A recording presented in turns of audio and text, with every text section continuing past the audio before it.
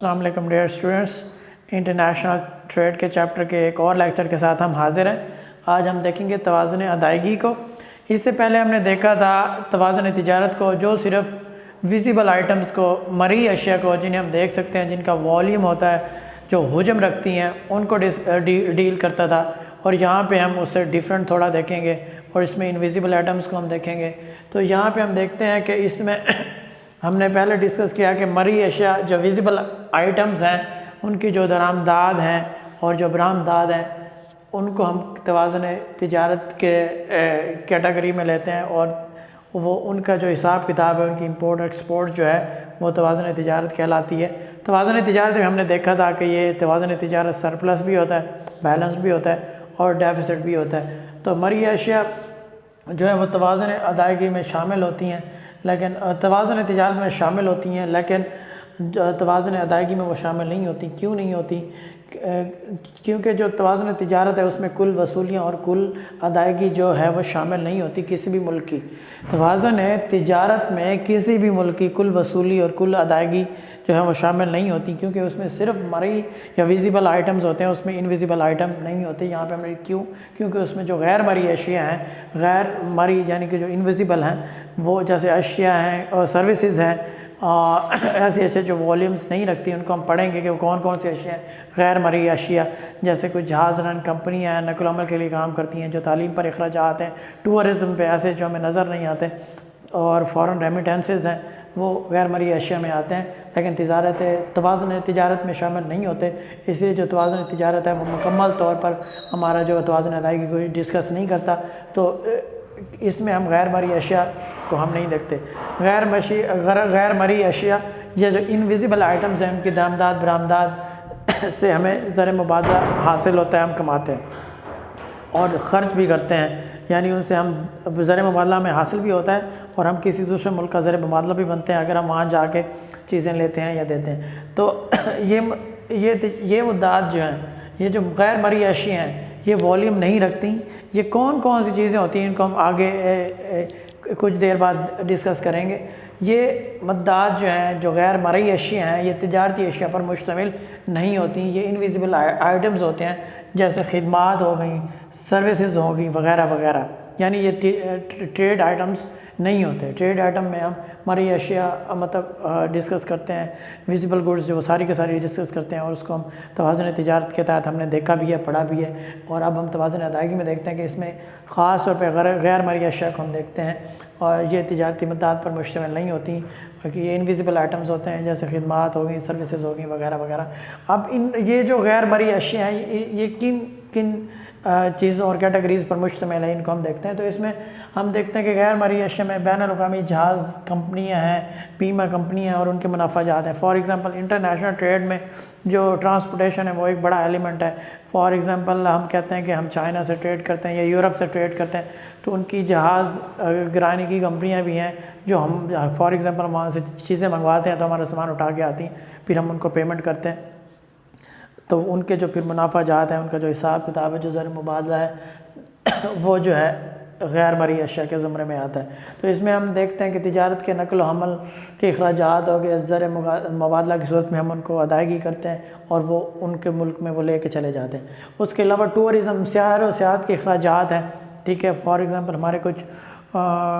سیر و سیاحت کے مقامات ہیں، وہاں پہ لوگ آتے ہیں، وہ جو سارے ہیں وہ لوگ جو ہیں وہ اپنے ملک میں لے کے جاتے ہیں، ہم اپنے ملک میں لگاتے ہیں، وغیرہ وغیرہ۔ تعلیم پر اخراجات ہیں، یہ بھی غیر مرئی اشیاء پر آتے ہیں۔ فار ایگزامپل ہم یورپ میں، اٹلی، جرمنی، فرانس میں ایجوکیشن کے لیے جاتے ہیں، تو اس میں جو تعلیم پر اخراجات ہوں گے تو غیر مرئی اشیاء پر ہوں گے۔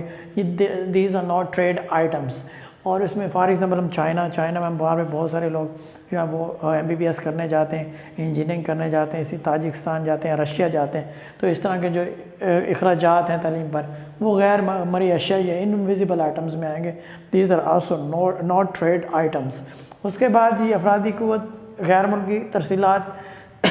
اس کو ہم ڈسکس کرتے ہیں۔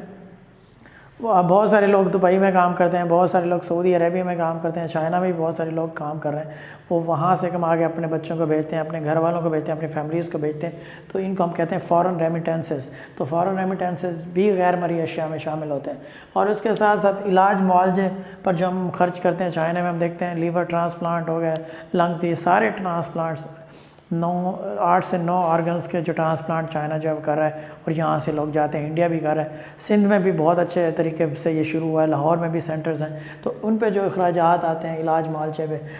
چائنا سے ٹرانسپلانٹ کروائیں یا امریکہ جائیں یا انڈیا جائیں یا لاہور آئیں لوگ، تو یہ بھی ان پہ جو اخراجات ہوں گے، ان سے جو زر مبادلہ حاصل ہوگا وہ بھی غیر مرئی اشیاء میں شامل ہوگا۔ اور اس کے بعد ہم دیکھتے ہیں کہ غیر مرئی اشیاء